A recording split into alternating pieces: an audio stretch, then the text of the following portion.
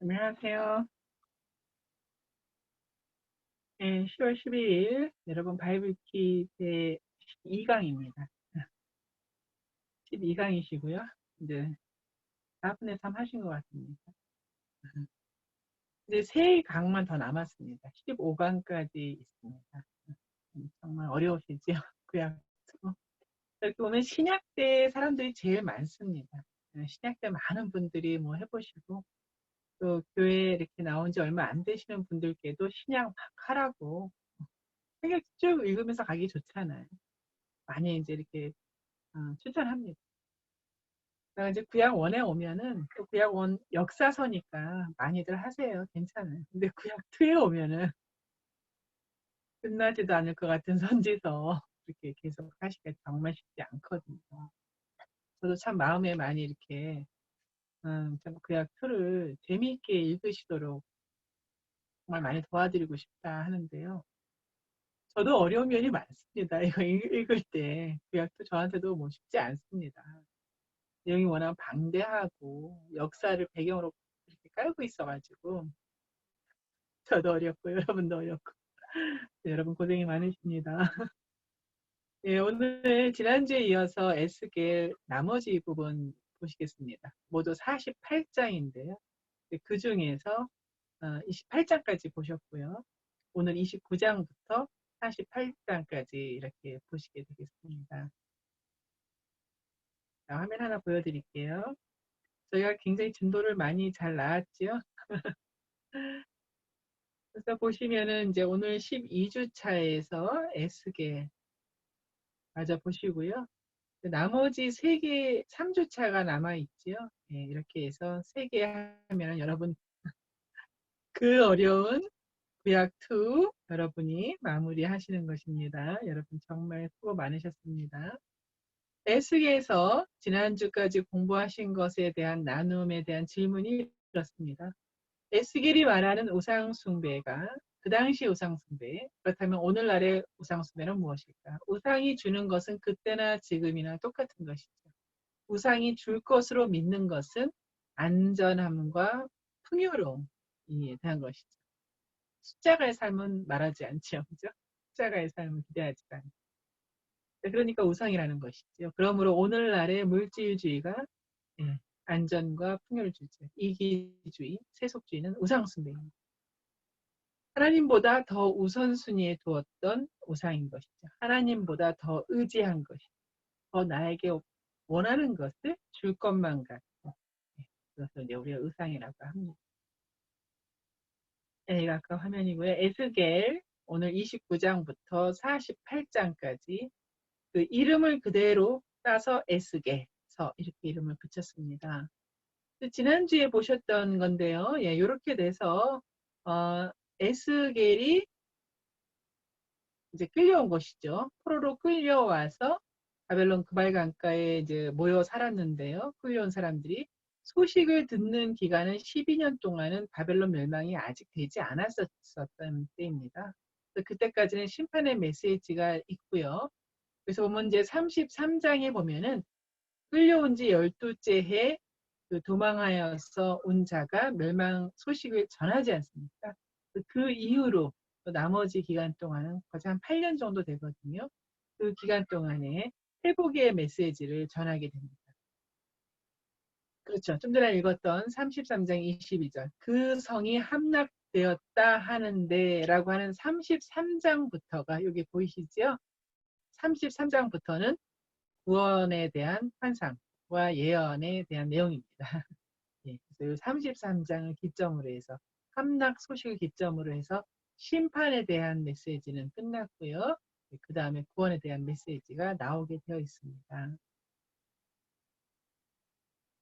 29장부터 여러분 공부하실 텐데요. 이제 주변 국가에 대한 열방에 대한 이제 심판 메시지가 지속되는 가운데 29장부터 32장까지 4장에 걸쳐서 애굽이 받을 심판을 집중적으로 강조하면서 기록합니다. 그 이유는 지난주에 말씀드린 것처럼 이스라엘이 애굽을 많이 의지했거든요. 애굽만큼은 바벨론을 이기고 멸망시키고 우리도 같이 구원해 줄 것이라고 했거든요. 그러나 애굽이 받을 심판에 대해서 예언하지요. 느부갓네살이 애굽을 정복할 것이다. 곧 그것은 하나님께서 애굽을 심판하시는 것이다. 애굽 왕의 꺾인 팔에 대해서 나오죠. 한때 백향목이라고 하는 엄청나게 큰 똑바로 자라는 그런 나무 같았던 애굽이죠. 애굽은 갈대 지팡이라라고 하면서 주변국은 놀렸었습니다. 사실 갈대가 많았거든요. 예, 갈대가 많았었기 때문에 이제 애굽하면 갈대를 연상하게 되는데요. 그 나일강 주변에. 그런데 이제 지팡이가 갈대여서는 안 되죠. 지팡인데 이제 갈대 지팡이라는 것이죠. 그렇게 많이 비웃었었죠. 너는 여러 나라에서 사자로 생각하였더니 실상은 너를 여러 나라에서 사자로 생각하였더니 실상은 바다 가운데 큰 악어라. 땅에서 튀어 일어나 바로 물을 휘저 그 강을 더럽히다. 그러니까 악어가 그냥 강물을 더럽히는 것밖에 하는 게 없잖아요. 잡아먹고. 그렇게 이제 나 갈대 지팡이라. 에스겔서에서 애굽의 모든 주민이 내가 여호와인 줄 알리라. 애굽은 본래 이스라엘 족속에게 갈대 지팡이밖에 되는 것이 아니야. 우리말로 하자면 무슨 썩은 동아줄인가요? 그것은 썩은 동아줄이다. 뭐 이렇게 되겠죠. 이제 열왕기 하에서 보면은 그 랍사게가 와서 이제 놀리는 말이죠. 희롱하는 말이죠. 내가 너를 위하여 저 상한 갈대 지팡이, 완전히 썩은 동아줄이네요. 애굽을 의뢰하느냐, 이제 이렇게 하는 거예요. 그죠? 이사야서에서도 그 내용을 반복돼서 기록할 때에 랍사게의 말, 상한 갈대 지팡이가 아니냐, 이제 이렇게 했었죠. 랍사게가 하는 것이죠. 너희 그렇게 애굽 믿지 마라. 그것은 상한 갈대 지팡이다. 이제 이렇게 했었죠. 그렇습니다. 그래서 애굽은 갈대 지팡이로 많이 비유가 됐었습니다. 33장부터 말씀드렸었지요. 예, 33장부터는 예, 그렇죠. 예루살렘 함락 소식을 들으면서 심판에서 회복으로의 전환점이 이루어지는 게 33장 21절 성전 함락 소식입니다. 일단 보실게요. 33장에는 의인의 범죄와 악인의 회개, 아이러니하지요. 거꾸로 됐지요. 의인의 회개와 뭐 악인의 범죄라고 해야 될 것 같은데 예, 의인의 범죄와 악인의 회개에 대해서 나옵니다. 우리 같이 공부할 것으로 이렇게 했을 때는 이 부분을 우리가 같이 이렇게 돌아가면서 쭉 면밀히 읽기를 제가 원했었는데요. 20장 끝나고 20절 끝나고 21절에 가면은 이제 그 내용이 나오는 거죠. 의인의 범죄와 악인의 회개의 내용이 나온 다음에 함락 소식을 듣는 것이죠. 그렇습니다. 34장에서 이어지는 회복 프로그램이 이제 계속해서 되는데요. 첫 번째, 지도자의 회복. 지도자의 회복을 첫 번째로 삼고 있지요. 과거의 목자들의 실패가 나옵니다. 과거의 목자들의 실패는 자기만 먹는 목자들이죠. 너희가 살찐 양을 잡아 그 기름을 먹으며 그 털을 입되 양떼를 먹이지 아니하는도다. 목자가 양떼를 먹이지 아니한 것이죠. 그것에 비해서 지도자의 회복과 갱신, 찬 목자이신 하나님, 참 목자가 되신 하나님과 신실한 통치에 대한 내용이 34장부터 48장까지 회복 프로그램에서 처음에 나옵니다. 하나님께서는 사회 질서를 회복하시고 질서를 회복하시고 다윗 가문의 목자를 세우실 것입니다. 평화의 언약을 맺으시며 보호와 번영을 허락하시는 참 목자 되신다는 내용이죠. 유명한 구절이죠. 주 여호와의 말씀에 내가 나의 삶을 두고 맹세하노라. 내 양떼가 노략거리가 되고 모든 들짐승의 밥이 된 것은 목자가 없기 때문이다. 양떼를 보호하고 양떼를 지켜야 할 그런 목자가 없기 때문입니다. 내 목자들이 내 양을 찾지 아니하고 자기만 먹이고 내 양떼를 먹이지 아니하였다. 하나님께서는 이 양떼를 표현하실 때 그들의 양떼라고 하지 아니하시고 내 양떼라고 하셨습니다. 우리 예수님께서도 부활하신 이후에 베드로를 만났을 때 그렇게 말씀하셨죠. 너가 나를 사랑하느냐 하시면서 내 양을 먹이라 하셨죠. 너의 양을 먹으라가 아니라 내 양을 먹이라 계셨고 같은 맥락이죠. 근데 이제 회복이라고 해서 모든 뭐 것을 다 회복은 아니고요. 세일산에 대한 심판과 이스라엘 산들의 회복, 구원이 대조를 이룹니다. 그러니까 하나님께서 선택적으로 회복을 시키시는 것이지요. 단지 뭐 중동 지역의 어떤 패권의 흐름에 의하여서 뭐 멸망하고 다시 세워지고 이렇게 된다는 게 아닌 것입니다. 하나님께서 구원할 자를 구원하신 것입니다. 세일산의 심판은 황무함으로 남아있지요. 그러나 이스라엘의 산들은 회복하여서 오히려 그 황무함이 없을 것이다 라고 선포합니다. 하나님의 선택적인 구원, 선택적인 구원입니다. 이스라엘의 악행으로 의인의 범죄함 아까 있었지 않습니까? 의인의 범죄함처럼 이스라엘의 악행으로 하나님의 이름이 더럽혀진다. 하나님의 거룩한 이름을 위하여 죄로 흩어진 백성들을 모으고 더럽혀진 이름을 다시 회복시키시는 하나님이시다라는 내용입니다. 그 돌아오는 백성들은 땅으로만의 귀환이 아니라 새 마음과 새 영으로, 즉 땅으로만의 귀환이 아니라 여호와 하나님께로의 귀환을 이루시는 하나님이신 것이죠. 예, 그렇습니다. 우리가 보는 것은 땅의 회복일 수 있어도 하나님께서는 하나님께로 돌아오는 그런 회복을 이루시는 새 언약입니다. 새 언약을 나타내고 있습니다. 돌아온 백성들은 새 마음과 새 영으로 변화될 것이다.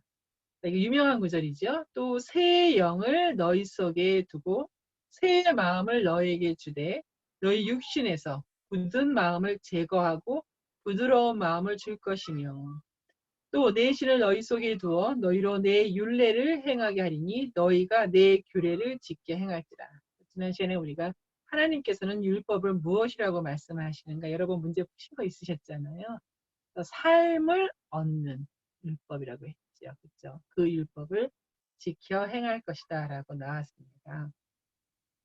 우리가 여러분 모든 분들이 다 공통적으로 이렇게 말씀 앞에 서고 또 기도의 자리에 나오면 여러분의 모든 굳은 마음들이 녹아지지 않습니까? 굳은 마음이 제거되고 부드러운 마음, 녹아지는 마음으로 다시 회복하시잖아요. 새 힘도 얻으시고 용기도 얻으시고 또 부드러운 마음 가운데 관용도 회복하시고 자비로움도 회복하시잖아요. 그래서 또 용서하는 데까지 저희가 이르지 않습니까? 그 새 영, 성령께서 하시는 일입니다.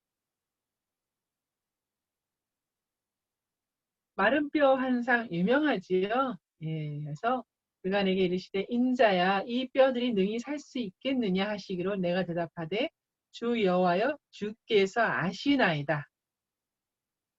그렇죠. 주 여호와께서 이 뼈들에게 이같이 말씀하시기를 내가 생기를 너희에게 들어가게 하리니 너희가 살아나리다. 아주 유명하죠. 주께서 생기를 들어가게 하심으로 다시 살아나게 된다는 것. 그렇습니다. 그래서 우리가 이제 에스겔서를 그림 하나로 표현한다면 네, 이렇게 마른 뼈 생기를 너희에게 들어가게 하리니 너희가 살아나리라. 여러분 그 아담을 지으셨을 때도 서로 생기를 넣으시잖아요. 그렇죠? 그런 어떤 생명력, 생명 자체를 뜻하지요. 그런 그림으로 우리 표현할 수 있습니다. 마른 뼈 환상 참 재밌는데요. 거기 이제 37장의 1절부터 14절까지 내용이 참 좋습니다. 저도 저희 개인적으로나 또 저희의 뭐 가정이나 제가 속한 모든 곳에서 참 회복돼야 할 부분들이 많이 있지 않습니까? 마른 뼈라고 하는 것은 참 그런 생명력이 없이 오랜 세월이 지났다는 뜻이거든요. 오랜 세월이 지난 그 부분, 그 부분이 어떻게 살아날 것인가 할 때 참 이 말씀으로 많이 위로를 받고 또 확신도 얻고 했었던 그런 내용입니다. 마른 뼈의 환상 이후에는 회복된 이스라엘에게 한 지도자 아래서 통일 왕국을 이룰 것을 예언합니다. 한 나라입니다. 여러 개의 나라가 아니라 하나의 나라, 그건 이제 사실 하나님의 나라인데요. 내종 다윗이 그들의 왕이 되요. 그러면 뭐 죽은 다시 살아난다든가 이제 그런 게 아니고요. 이제 다윗이라고 하는 통일 왕국을 이뤘던 다윗. 통일 왕국 제 2대 왕이지요, 사실은. 근데 이제 사울 때는 좀 그 통일이 그렇게 완전하지 않았었습니다. 다윗에서 이제 완전히 통일 왕국을 이루죠. 그들 모두에게 한 목자가 있을 것이다. 그래서 이제 다윗의 그 후손으로 올 한 목자를 이야기하죠. 다윗 왕조의 자손인 예수 그리스도에 의하여서 성취된다라는 것이죠. 예, 그래서 여기다 제가 뭐 이렇게 지도 하나를 붙였습니다. 아이고, 다시 돌아갔네요. 이제 이게 그 지금 이스라엘의 국기입니다. 그러니까 이스라엘은 아직도 다윗 왕조로의 자손 메시아가 올 것이라고 이제 믿고 있죠. 그래서 그 국기에 보면은 저 별이 하나 있죠. 별이 좀 특이하죠. 별이 육각형입니다. 저희가 보통 이렇게 별을 그리면 오각형으로 그리시거든요. 근데 이것은 이제 육각의 그 별이죠. 육각의 별은 이제 다윗의 별이라고 합니다. 저 다윗의 별이 이스라엘의 뭐 국군 뭐 이렇게 모든 면에서 다 저 다윗의 별이 들어있습니다. 아직도 메시아가 오기를 기다리는 것이죠. 그렇습니다. 그 다음에는 이렇게 어떤 목자에 대한 이야기, 어떤 나라에 대한 이야기를 하시고, 그 다음에는 전쟁 얘기가 나옵니다. 이제 보시면 곡이라고 하는 나라가 나오거든요. 이제 곡이라고 하는 나라는 이제 중동에서 터키 지방, 소아시아죠. 예, 터키 지역에 있는 나라의 왕입니다. 이제 이스라엘 주변 지역의 동맹 국가들의 이제 우두머리처럼 나오는 것이 곡입니다.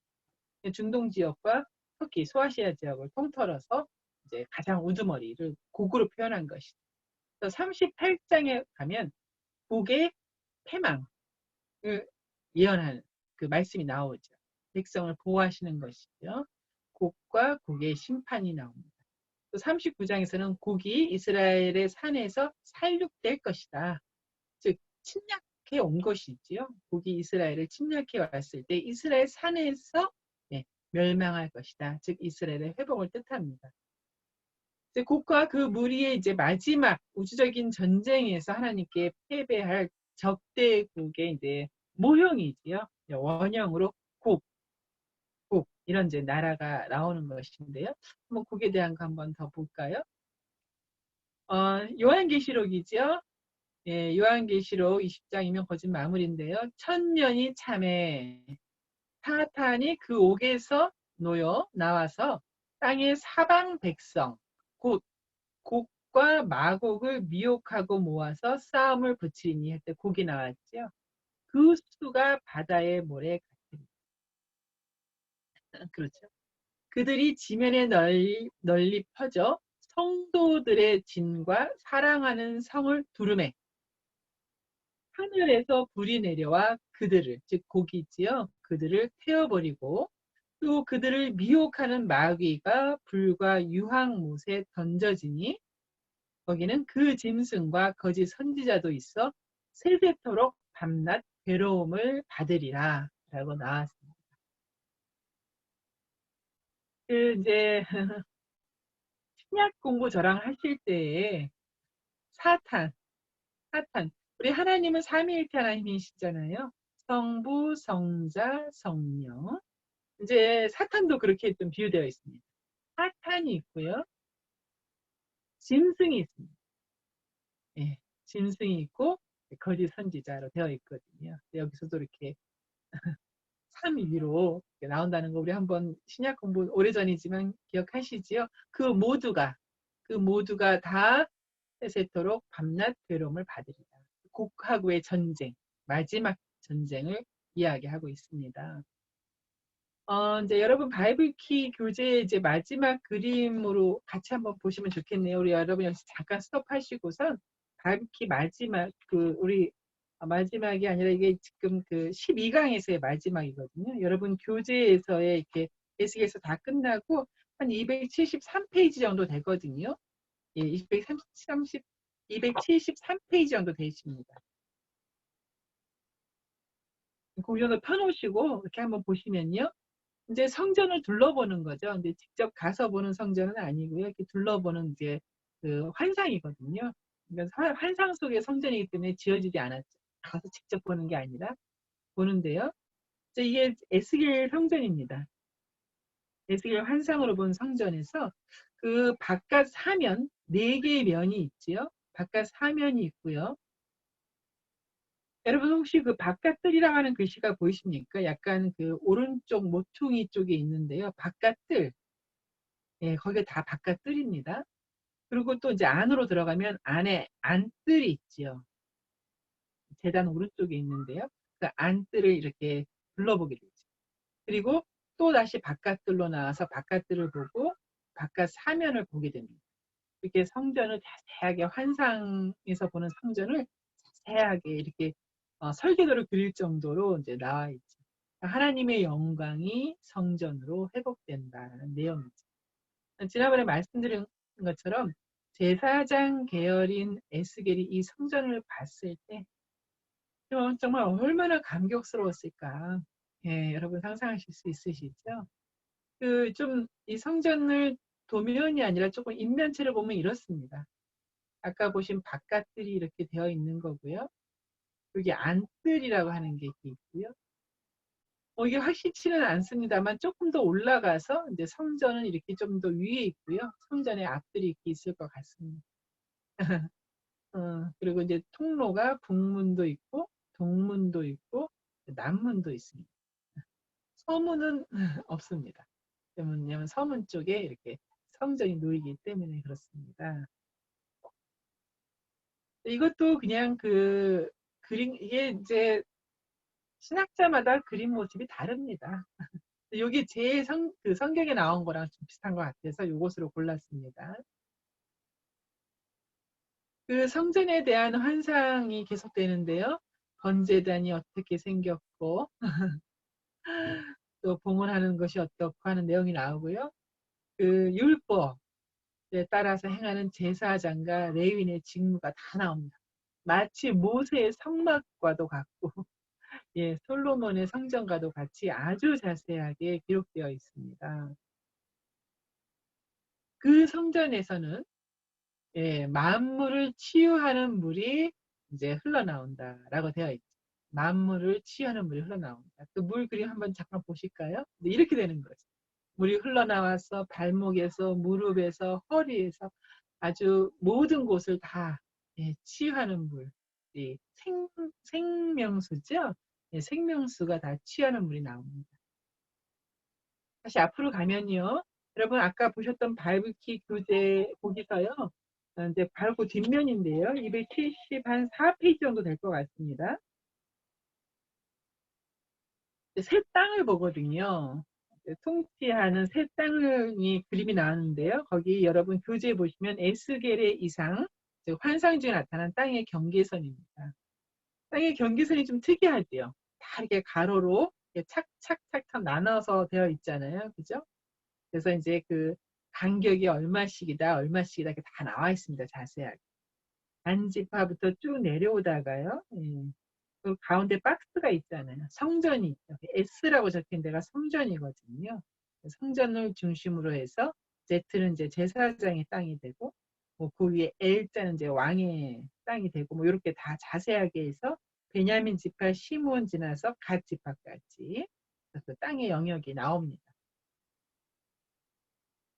예, 그리고 이 성읍의 이름이 여호와 삼마 하나님께서 함께 하시다. 예, 여호와 영광이 떠났던 그 우리 예레미야 때 여호와 영광이 떠난다는 얘기 있었잖아요. 여호와가 함께 하시다. 그래서 여호와 삼마라고 그 성읍의 이름을 붙였습니다.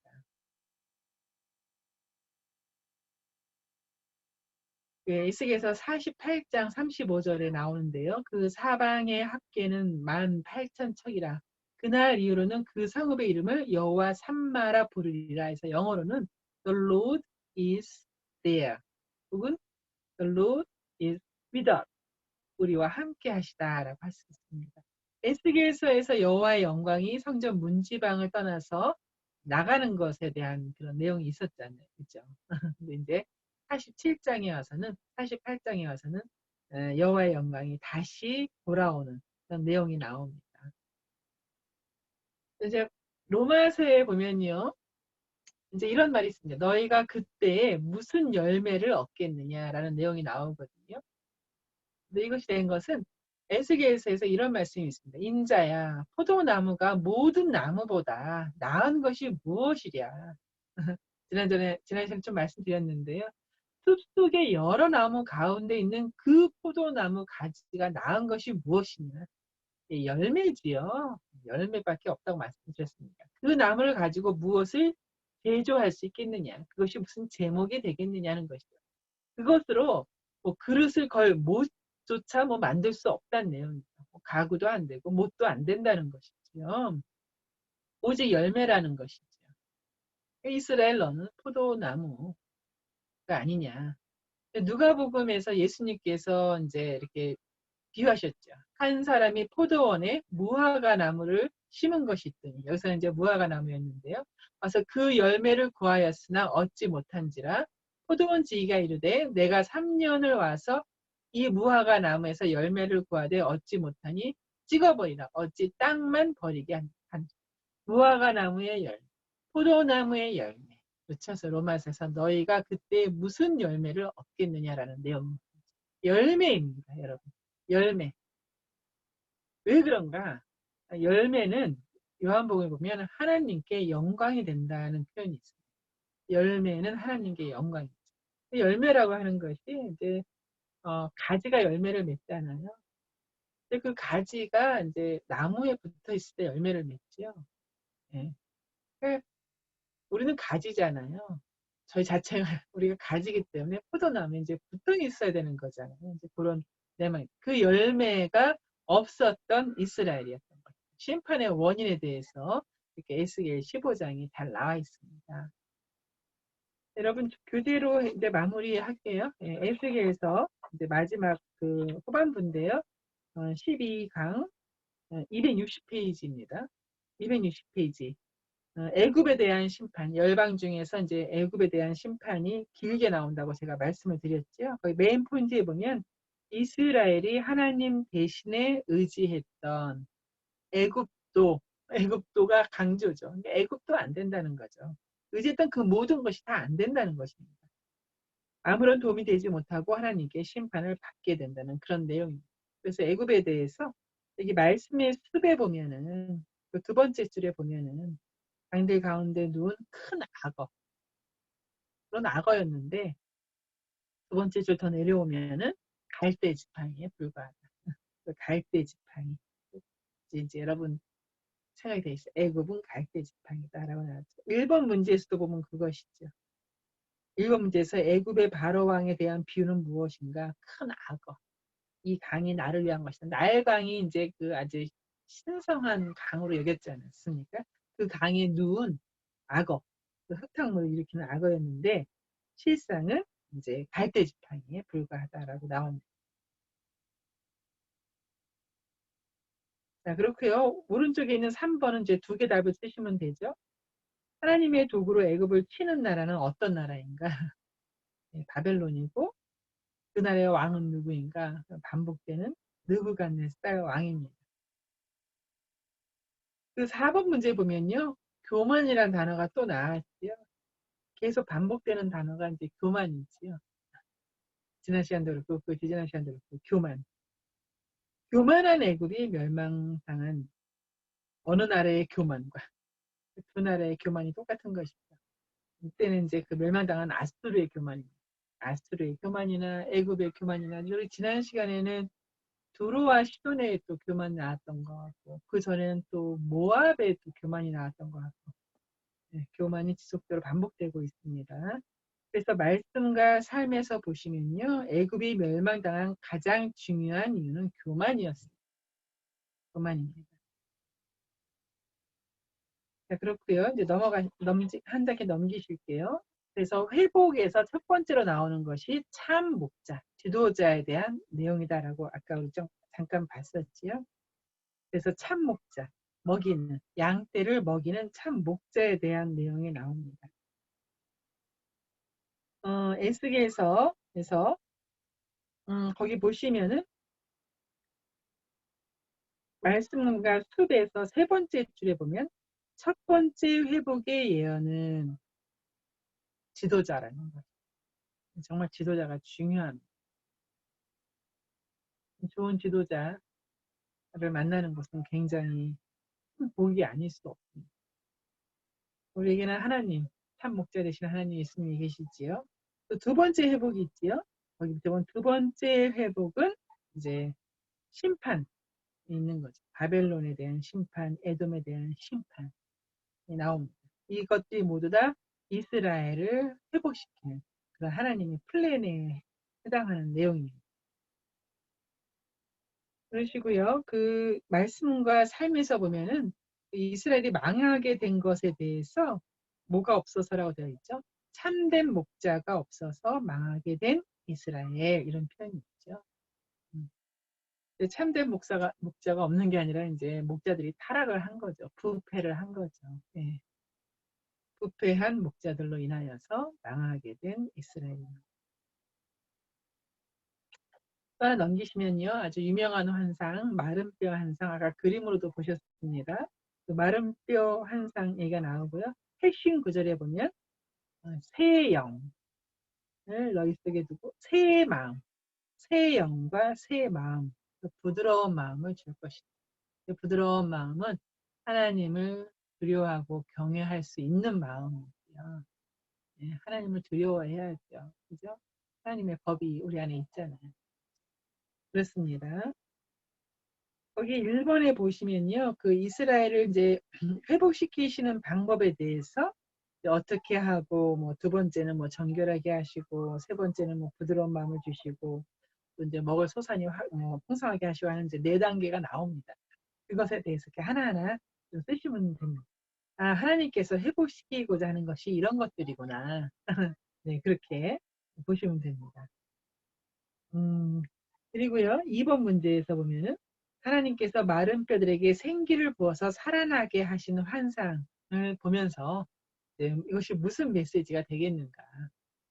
마른 뼈로 했을 때는 뭐 그냥 죽은 그 자체잖아요. 근데 그것이 생기를 얻어서 살아나면 다시 회복된다는 뜻이죠. 이스라엘이 고국으로 이제 귀환할 것이다. 귀환하게 된다. 그런 뜻이 되는 것이죠. 그 다음에요, 그 4번 문제에서 아까 그 한 나라 나왔잖아요. 곡이라고 하는 나라 나왔죠. 온전히 회복된 하나님 나라 이스라엘을 공격할 하나님의 최후 대적은 곡, 왕의 동맹국들과 결국 어떻게 됩니까? 그래서 이제 곡이 예루살렘 땅에서, 예루살렘 산에서 멸망당하리라는 말씀이 있었습니다. 하나님의 참 이런 계획과 하나님의 행하심이 대단하죠. 네, 정말 온전한 회복을 완전히 마스터 플랜을 갖고 계신 분입니다. 그때도 그렇고 지금도 마찬가지입니다.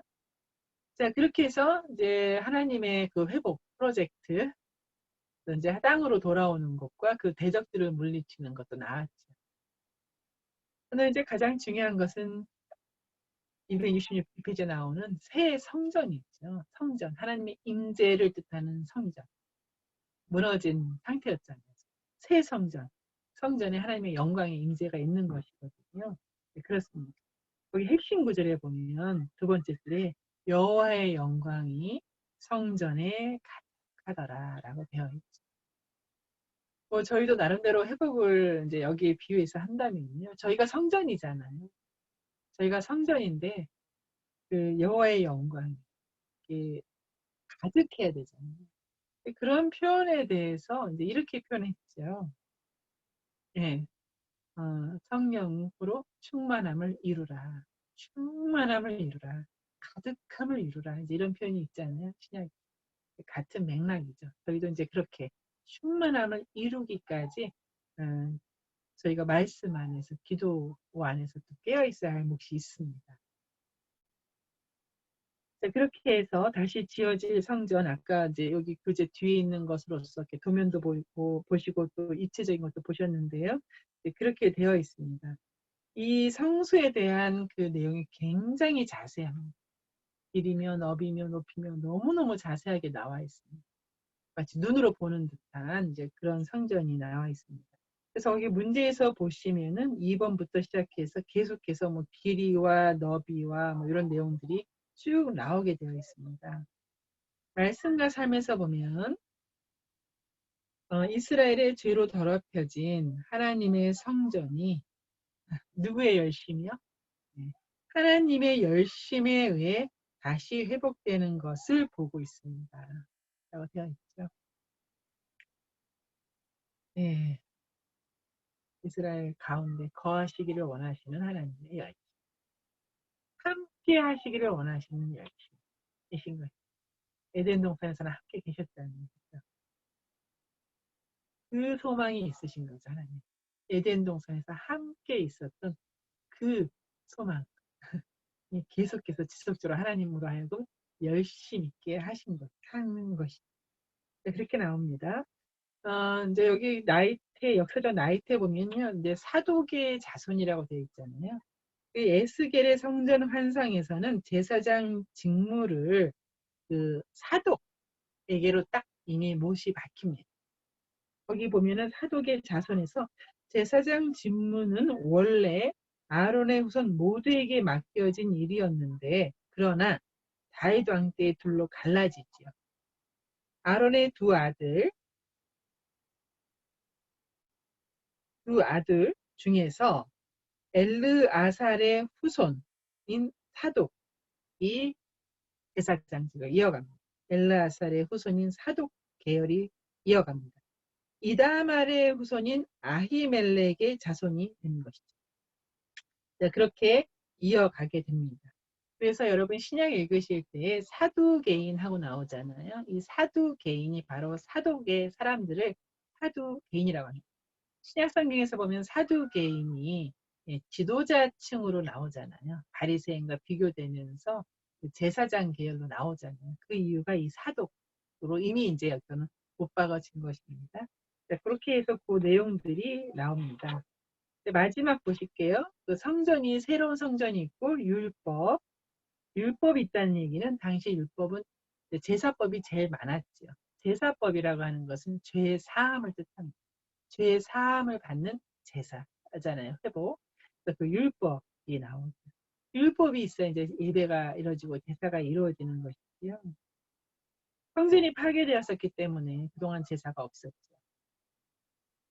그래서 그 율법에 따른 그 예배가 회복되는 것을 말하죠. 지금 이제 유대인들도 마찬가지입니다. 유대인들도 AD 70년 디도 장군에 의해서 예루살렘 성전이 무너진 이후로 지금까지 공식적인 제사가 없지요. 2000년의 죄가 쌓인 것이죠. 이스라엘을 이제 회복하면 그 성전을 예루살렘을 회복하면 제3성전을 짓는다고 하잖아요. 제3성전을 지면 이제 2000년의 그 죄에 대한 대사를 이제 드리겠다고 다 이렇게 준비를 하고 있는 거지요. 그렇습니다. 1번 문제가 굉장히 특이합니다. 1번 문제에서 여호와께서 새 성전에서는 동쪽 문을 영원히 닫으라고 하십니다. 동쪽 문은 이제 들어오는 문을 동쪽 문이라고 하거든요. 또 제사장 나갈 때도 이제 동쪽 문은 이제 그렇게 여호와에 관련된 문이 들어오고 나가고 하는 것인데요. 그건 이제 영원히 닫으라는 거예요. 왜냐하면 이제 여호와께서 들어오고